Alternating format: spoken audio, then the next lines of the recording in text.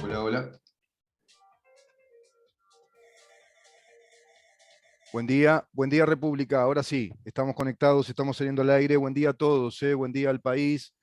Bueno, venimos con un programa especial, bastante intenso, muchas cosas que están ocurriendo en nuestra sociedad, en nuestro país, en nuestra república. Estamos recibiendo mensajes. Les digo a todos ustedes que estamos por CX30 Radio Nacional, 11:30 AM por aire, radionacional.com.uy por internet para el mundo. Estamos esperando la conexión del diputado Felipe Schipani, a quien bueno, envié ya el enlace para tener la columna de los días lunes con el doctor Felipe Schipani. No sabemos si podrá conectar o no. También tenemos hoy la columna con el doctor Jorge Patpatian. Él es médico clínico, pero además también es médico sexólogo, y vamos a hablar de pornografía. Y parece ser que es pornográfico el panorama que se está presentando en nuestra justicia, vinculado a un hecho inclusive sexual, del cual los uruguayos nada sabemos. Simplemente estamos recibiendo información de un hecho que parte de una denuncia de una mujer de 30 años respecto a una supuesta violación de 3 hombres, decía el informe, y después cuando empezás a adentrar, te vas adentrando en el informe periodístico, te das cuenta que son 3 muchachos, en verdad, son 3 chiquilines de 18 años, creo que uno de ellos en ese momento era menor de edad inclusive, y ahora está en los 18 años. Bueno, los 3 fueron ya procesados con prisión, acusados de un delito de violación a través de esta denuncia, de la denuncia de una mujer. Pero a raíz de una investigación periodística, bueno, del connotado periodista de Ignacio Álvarez, periodista que todos conocemos, periodista famoso, evidentemente si los hay en nuestro país, un periodista muy querido por muchos y no querido por otros. Es lo que trae aparejado, por lo general, el periodismo cuando se hace periodismo de investigación, cuando se desarrollan investigaciones a través de equipos de investigación y se va al hueso de ciertos temas, se va a fondo, y bueno, va generando rispideces, va generando bandos, inclusive, porque toca intereses políticos también. El periodismo de investigación siempre va a tocar inevitablemente intereses corporativos, sean empresariales, sean políticos, y en este sentido, el señor Ignacio Álvarez, con su actividad, por supuesto que toca esos intereses. Pero el interés fundamental a velar, o el derecho fundamental por el cual todos los uruguayos debemos siempre velar, debemos siempre intentar reclamar, y más que intentar reclamarlo directamente, es el derecho a la información. Si perdemos ese derecho a la información, si perdemos el derecho a la libertad de prensa, perdemos la democracia. Directamente, perdemos la democracia. Y es muy grave cuando desde un poder del Estado, en este caso, por un lado, fiscalías, que dependen de Fiscalía General de la Nación, que es un órgano desconcentrado del Poder Ejecutivo, depende del Poder Ejecutivo, y por otro lado, la ratificación de estas medidas de parte de jueces, Poder Judicial, bueno, se emiten órdenes tales como el allanamiento de la empresa en la cual trabaja el señor Ignacio Álvarez, la FM Azul FM, y por otra parte de su casa. ¿Y ese allanamiento qué cometido tiene? Bueno, obtener la fuente de información de ese periodista y del equipo de periodistas que trabajan, digamos, en ese panorama periodístico, en ese escenario periodístico, y que seguramente están de algún modo a las órdenes del periodista principal o líder de las investigaciones periodísticas. Es muy grave que se pida allanamiento para temas como la información que tiene un periodista, como por ejemplo para, bueno, incautar celulares y cualquier tipo de medio electrónico, informático. Evidentemente hay un atropello, no lo digo yo, lo están diciendo abogados como el doctor Juan Fagundes, presidente del Colegio de Abogados Penalistas, lo dice el propio abogado defensor de Ignacio Álvarez, Ojeda, que es además abogado del sindicato policial, lo dice el constitucionalista Correa Freitas, es un verdadero atropello, porque no se pueden revelar las fuentes, es un derecho, inclusive, que está establecido en una ley vinculada a la prensa. Es un derecho que todos los periodistas tenemos de no revelar la fuente. ¿Por qué? Porque si revelamos la fuente, cometemos el sacrilegio de romper un pacto sagrado con aquellos que nos brindan la información. Así trabajamos todos los periodistas, ¿eh? Yo recibo cantidad de mensajes por WhatsApp, también en las redes sociales, que me envían información, me envían mucha información. Algunas las podemos procesar, otras no nos dan los tiempos, pero todos confiando plenamente en que uno no va a dar la fuente, no voy a decir quién me brindó esos datos. Y en este caso el periodista Ignacio Álvarez obedece a esa misma ética periodística de no revelar la fuente. ¿Cómo está la señora, no me acuerdo si era tal L, terminaba en L, Graciela L, o no recuerdo, que era un seudónimo? Después un perito forense que estuvo por dentro del tema de esta investigación, dándole, bueno, un informe de que no hubo ningún tipo de daño genital, por ejemplo, no habían indicios de un hecho de violación, por ejemplo.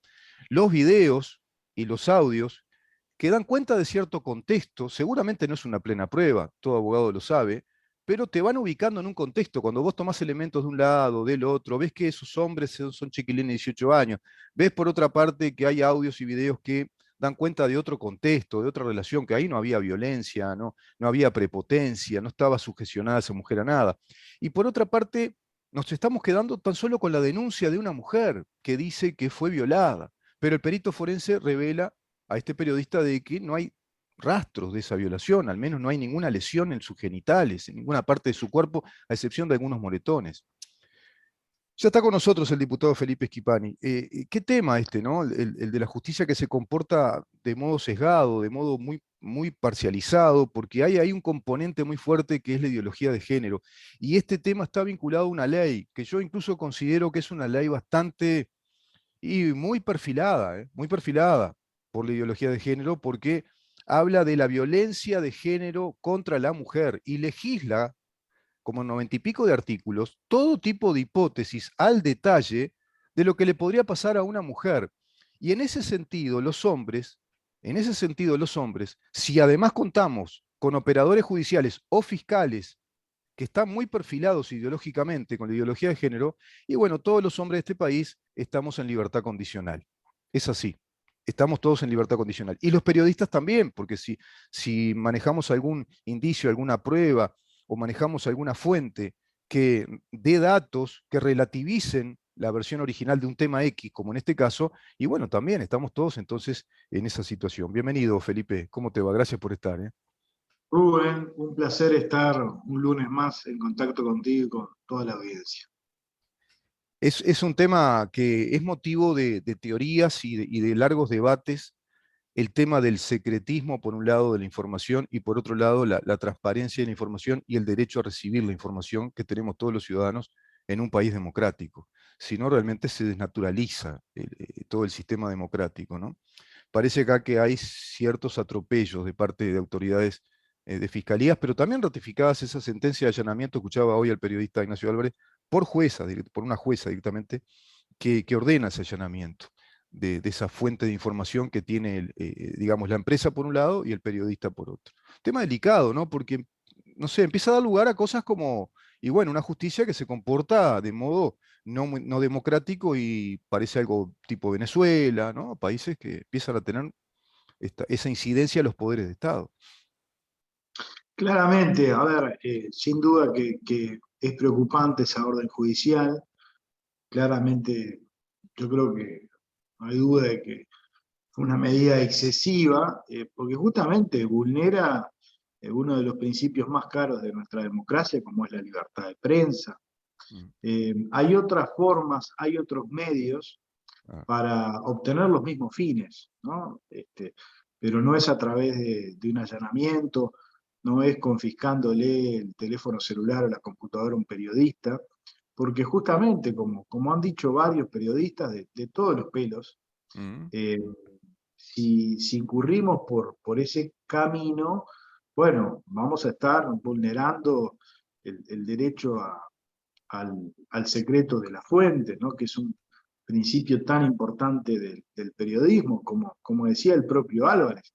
En su mm. celular tiene muchas conversaciones, denuncias, fuentes que le remiten información. Entonces, me parece que hay que proceder en estos casos con la debida cautela, con el debido cuidado, que claramente en esta instancia no tuvieron ni el fiscal actuante ni la jueza Mm. que autorizó ese Sí, procedimiento.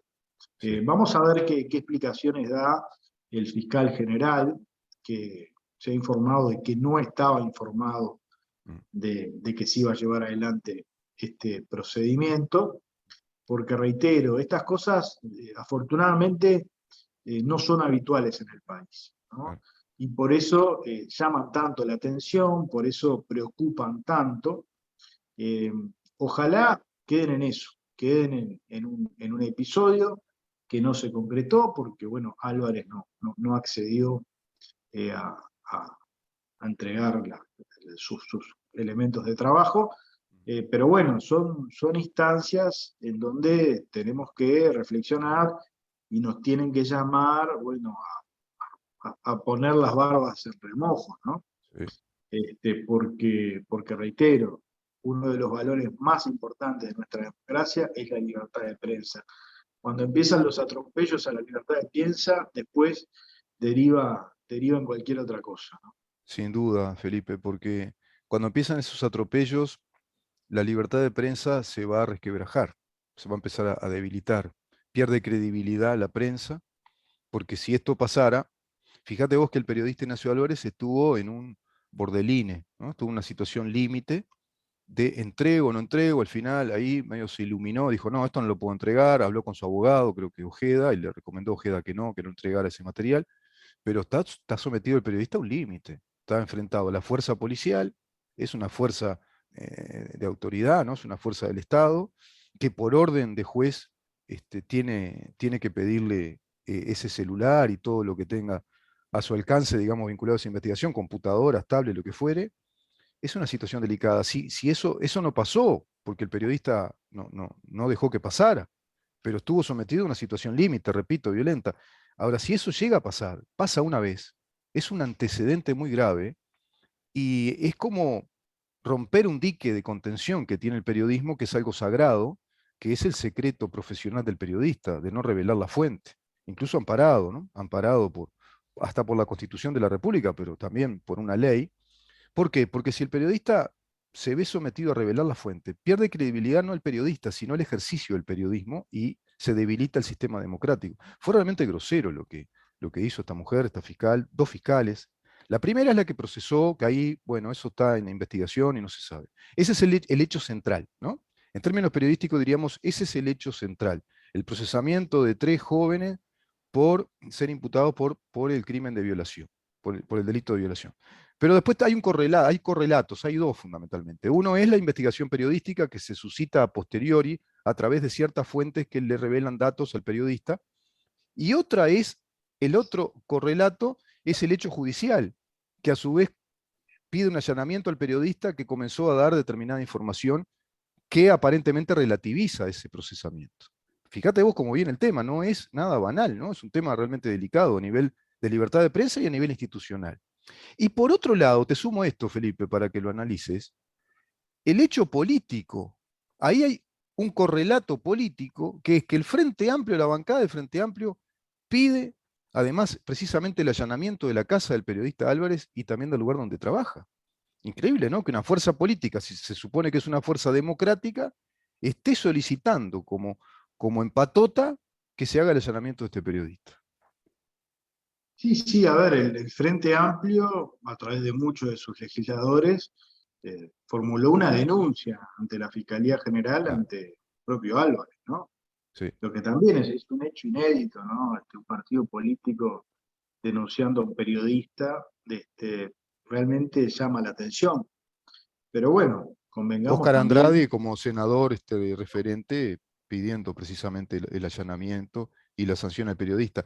Y también un personaje, o una persona muy conocida por vos, que es el profesor Marcelo Slamovitz, que salió en redes rápidamente también, ¿no? A solicitar lo sí, mismo.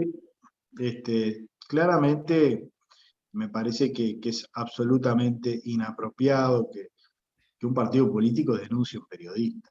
A ver, se podrá discutir, y yo admito que es muy discutible Mm, la conveniencia de pasar esos audios o no, hay todo un debate sobre ese mm, asunto, pero me parece que de ese tema a hacer una claro, denuncia penal, querer encarcelar a un periodista, claro.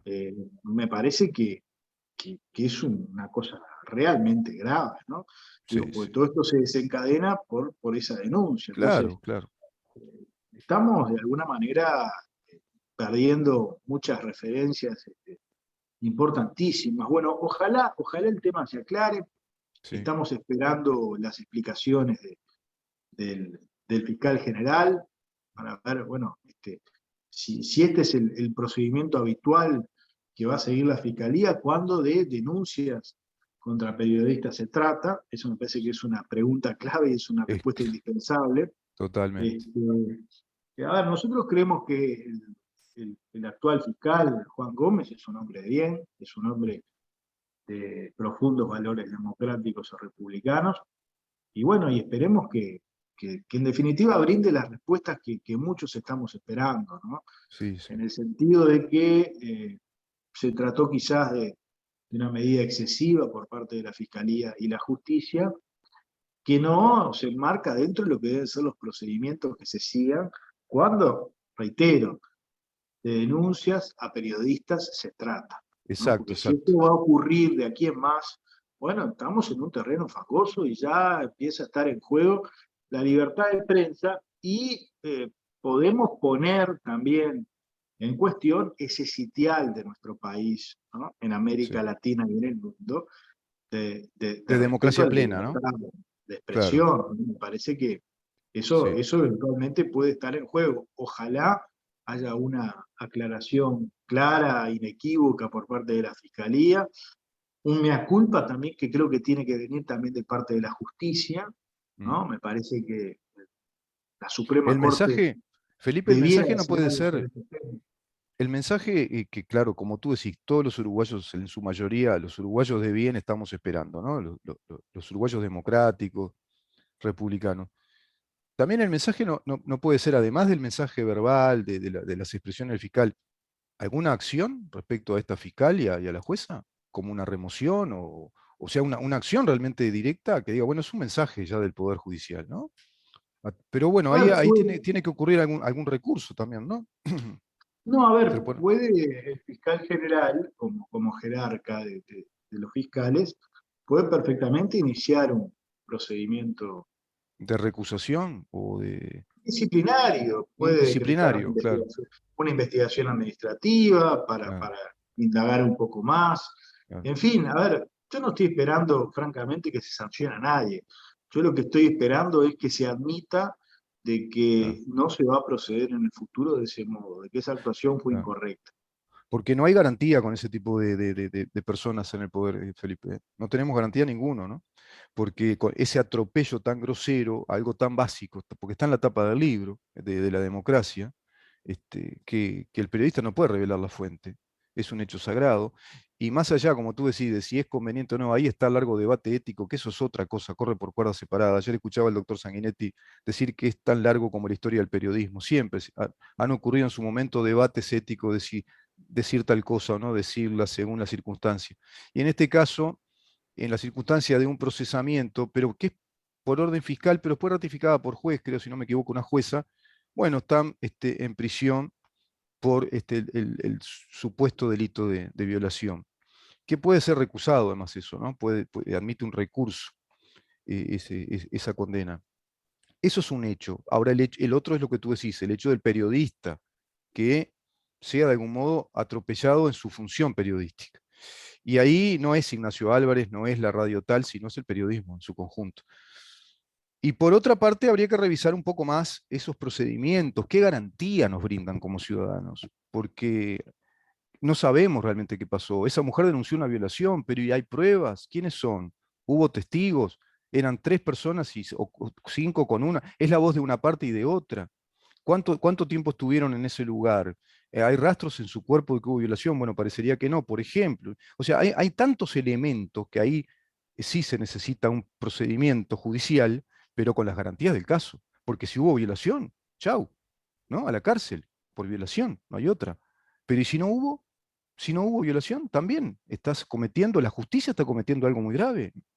Es decir, meter como chivos expiatorios por una supuesta un perfilamiento de una ideología de género, metes en cana a 3 muchachos, está complicado el tema. Y entonces ahí viene, me parece a mí lo que pone en vilo a la población uruguaya, es decir, pará, hay un periodista que empieza a informar algo y surge todo este atropello, esta violencia contra ese periodista.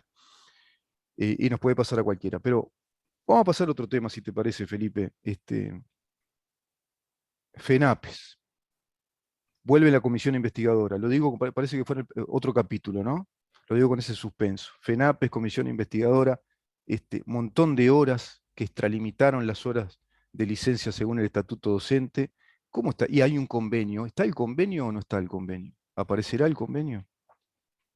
Bueno, ya a esta altura he perdido todas las esperanzas de que aparezca el convenio, porque quien debería haber traído el convenio a la comisión fue Olivera, ¿no? Que estuvo hablando 2 horas y media, Mm. aceptó preguntas del Frente Amplio, cuando íbamos a preguntar nosotros se retiró. Recordemos ese episodio del mes de diciembre, ¿no? Y dejó una cantidad de documentos y papeles. Ahora, el convenio no lo dejó. De modo que ahí perdí la última esperanza. O sea, si Olivera, que era el que firmaba todos esos certificados falsos, o el que firmó la mayoría, porque otros también firmaron, no presentó el convenio, bueno, ya doy por hecho de que ese convenio no existía, que engañaron a todos los directores del país, haciéndoles creer que existía ese convenio para que les justifiquen las faltas.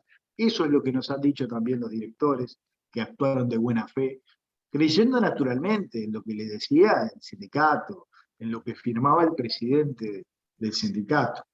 Pero bueno, hoy retomamos las tareas. Qué tema, Felipe, ese, ¿no? Porque Olivera, que fue el que firmó un montón de esos pedidos de licencia, según el convenio, habla 2 horas y media con los legisladores del Frente Amplio en esa comisión investigadora, y luego cuando tiene que hablar con la comisión investigadora integrada por los partidos de la coalición de gobierno, se levanta y se va.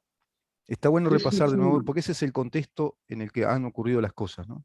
Literalmente huyó, pues Sí. no Capaz que no dejó le ni que invitaron un empezara. té, o capaz que usted no le habrán invitado un té, un café o algo, esperaba y se fue, ¿no? Alguno lo miró feo, Este, no sé. huyó Yo, sí. llamativamente en el momento en el que ¿No empezábamos habrá a ido a preguntar. buscar no habrá ido a buscar el convenio? Capaz que no lo encontró todavía. No lo trajo, no No, volvió más. claro, por eso. Este, entonces, hay aquí claramente una situación muy grave, ¿no? Porque al día de hoy hemos podido, con la información que contamos, con toda la documentación que nos suministró secundaria, hemos podido determinar que esta era una práctica extendida y generalizada, que Mm, empezó con un caso, el de Marcel Elamovich, pero que claramente ha quedado demostrado que era una práctica de toda la cúpula de FENAPES, ¿no? mm, Más de 120 dirigentes de FENAPES presentaban en más de 70 liceos del país estos certificados. Esto es lo que nosotros tenemos, que yo seguro. sigo manifestando de que es la punta del iceberg. Estoy Claro. seguro que fueron muchos más dirigentes de FENAPES en muchos más liceos. ¿Qué es lo que ha pasado? Bueno, han pasado los años, en los liceos muchas veces de buena o mala fe se destruye la información, entonces Mm, desaparecen muchos certificados. claro. Eh, lo que tenemos es una muestra más que representativa de la magnitud de la maniobra, ¿no? Claro, claro. Entonces, No en vano, con- Felipe, pensando mal, ¿no? Y yo con mente de periodista, muchas ocupaciones en los liceos en estos últimos tiempos, a pesar de la LUC, a pesar de la LUC, ¿no? Y sí, recibo, sí, mira, recibo de fuentes que no revelo, recibo directamente de padres, demás, liceos ocupados, y ocupados por los estudiantes, digamos, ¿no? Que están agremiados, pero pueden ser prácticas muy, muy estratégicas, ¿no? Como para de pronto aprovechar la volada, quemar cosas, quemar documentación, romper documentación, de esto que tú decís, porque seguro que es la eh, punta del iceberg. Fíjate vos que estamos hablando, Felipe, de una deserción de docentes a nivel nacional durante muchos años. Deserción en el dictado de totalmente, clase. totalmente. Con el consiguiente perjuicio, porque todo el mundo se olvida, o por lo menos quienes defienden estos procederes se olvidan, del perjuicio que se le causó a los estudiantes. Miles de horas. No estamos hablando ni de 100 ni de 200, miles de horas que se dejaron de dictar porque estos señores presentaban esos certificados falsos para hacer actividades sindicales, adicionales a las horas que ya tenían, y esto es bueno aclararlo. Ah, seguro. Ya tenían, de acuerdo a la ley de fuero sindical y al convenio de fuero sindical, horas para actividades sindicales. Por ejemplo, Slamovich tenía más de 1000 horas para actividades sindicales en el año, pero Mm, sin embargo, bueno, tuvo que justificar 250 más a través de estos certificados falsos. Y así otros tantos. claro. Entonces, ese daño, ¿quién lo paga? ¿No? ¿Quién le devuelve a los miles de estudiantes? Estamos hablando de jóvenes, estamos hablando de De jóvenes del sector adolescentes, sí, primario, estamos chiquitos, ¿no? hablando de los hijos de los trabajadores, ¿no? Porque Claro. la dirigencia de FENAPES se rasga las vestiduras con la defensa de la educación pública y de los trabajadores, pero dejan a los hijos de los laburantes sin clase. Sí, sí, sí, sí, sí. Y ni que hablar el daño patrimonial, el daño económico, porque Claro, todas estas miles de horas se pagaron y no claro, se trabajaron. claro. Por eso nosotros ya tenemos elementos, pese a que todavía falta recibir muchas declaraciones, de que claramente aquí hay conductas con apariencia. No hay Ujú. duda de que esta comisión investigadora va a concluir con una denuncia penal, ¿no? sobre esta Ujú. situación. Y finalmente, la connivencia de las autoridades de secundaria del momento, que Claro. avalaban todos estos procederes, que actuaban con complicidad, que miraban para el costado, que dejaban hacer, ¿no? Ujú. Felipe, y eso hoy, ¿no? Hoy se reinicia esta comisión investigadora Hoy se para tomar reinicia este tema, para con la retomar el tema. comparecencia con la comparecencia de la ex ministra de Educación, Ujú. a quien convocamos para preguntarle si ella estaba al tanto como ministra de Educación del anterior gobierno de estos hechos. Claro, Creo que es nuestra responsabilidad, claro. porque era de alguna manera la responsable política ante el Parlamento. Entonces Sí. vamos a consultarle a María Julia Muñoz si ella conocía estos hechos que estamos investigando. Y de paso preguntarle el convenio, capaz que lo vio por ahí. Pero Y bueno, nos vamos a enterar entonces, a partir de hoy, Felipe, qué resulta de esta comisión que retoma el tema y de acuerdo a lo que declara la ex ministra María Julia Muñoz y lo que tendrá que ir a la justicia, ¿no? A la justicia penal. Te hago el epílogo o la del estribo, porque mirá, hay un caso grave que está pasando respecto a la LUC. Están mintiendo descaradamente. A ver si esto es verdad o esto es mentira. Mi mamá ayer escandalizada, viene de la feria, fue con mi hermano a la feria a hacer unas compras, y dice, mirá, preguntale al diputado Felipe Schipani si la LUC prevé quitar las pensiones de las esposas, de cuando el marido fallece, jubilado, si pierden ahora por la LUC, pierden la pensión. Dos señoras en la feria, una le decía a la otra, mirá que perdemos las pensiones, pierden las pensiones las mujeres, porque esta ley saca las pensiones cuando se muere tu marido. No, pero será así, sí, mirá que, y se lo aseguraba como un hecho, pero se lo aseguraba que sacaban las pensiones. no, es una canallada, ¿no? ¿Viste? A ver, ¿Viste que? yo lo decía en Atlántida que tuvimos el lanzamiento del Partido Colorado. Eh, es una campaña de las más sucias que yo he conocido y participado, porque realmente se están diciendo un día sí, otro también, mentiras, falsedades, y bueno, y ahora se empezó con este discurso. Sí. Claro, hay una muy buena columna de, de Pereira, de Leonardo Pereira en El Observador, ¿no? Ajá. Que dice que el Frente Amplio está rascando donde no pica, claro, porque Sí, realmente se sí. están diciendo tantas falsedades. Entonces, como la LUC no tiene ningún aspecto negativo para la vida Claro, de los ciudadanos, a nadie le ha afectado la vida lo claro. que establece la LUC, bueno, hay que empezar a inventar y hablar de otras cosas. Y ahora se está hablando de la reforma de la seguridad social, ¿no? Y de la jubilación, y de que la LUC va de alguna manera a perjudicar a las jubilaciones y las Sí. pensiones, y no hay una sola norma, un solo artículo de la LUC que refiera a ese tema, por favor, Sí, no sí. mientan más, Sí, no es así. mientan más. Y Además está abiertamente, vigente hoy por hoy, está vigente el régimen de seguridad social que está por ahora en supuesto, trámite una reforma de la seguridad social. Hay que aclarar eso, que pero es por una ley, aunque se claro. reforme, Rubén, a nadie Sí. se le va a quitar las No, sí. jubilaciones y pensiones. Y la LUC A no ver, tiene nada que ver, además, ¿no? La LUC acá no tiene nada que ver. Por eso hay un proyecto de reforma, que hay una comisión de expertos que está trabajando una reforma. Bueno, me pero parece que es además, bueno aclararlo. ¿quién inventó el sistema de previsión social en este país? ¿Lo inventó el Frente Amplio? ¿La cobertura social del BPS? Mm. ¿O lo hicimos nosotros cuando gobernamos? Es una obra del vallismo del Partido Colorado. Entonces, terminemos con las fábulas, Mm. terminemos con la mentira, terminemos con generarle miedo a la gente, a los más débiles, a los abuelos, a los ancianos, por favor. Sí. Realmente es indignante. Yo ayer terminaba unas Yo te palabras lo que iba pregunté, a leer. Felipe, disculpa que te corte, pero te lo pregunté porque es bueno aclararlo, porque viste que estas cosas traen daño, traen mucho daño. Porque lo que tú decís es cierto, pero hay gente que no saben, cantidad de abuelas, Felipe, abuelas, abuelos que no saben y de buena fe, asustados, dicen, no, no, entonces voto el sí porque es así, el daño lo hacen. Por más barrabasada Totalmente. que hagan, por más mentiras groseras, porque son mentiras groseras, pero es bueno que te lo pregunte para que sea aclarado, por lo menos en este programa, y que luego esto replique en las redes también, porque hace daño, la gente no lo sabe, hay gente que realmente no tiene la información suficiente. Totalmente. Ellos Te juegan con eso. agradezco la pregunta, te agradezco la pregunta.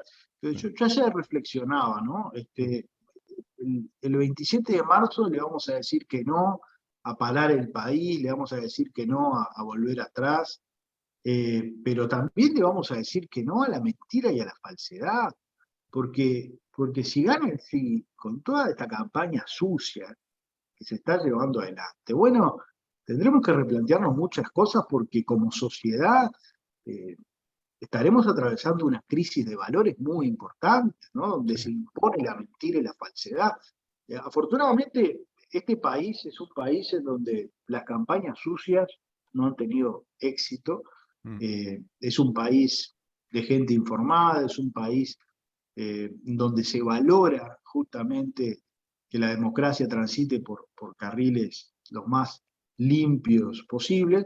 Y bueno, y ojalá haya un no rotundo también a la mentira y a la falsedad que sí, supone todo esto que se está haciendo en nombre supuestamente de derogar artículos para mejorar la calidad de sí. vida de la gente.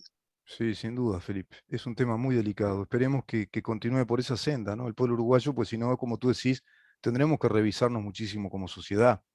Si triunfa la mentira, si triunfa desmontar todo esto que son derechos, garantías que tenemos, más derechos los ciudadanos, realmente habría que reformular, replantearse la sociedad en la que estamos viviendo.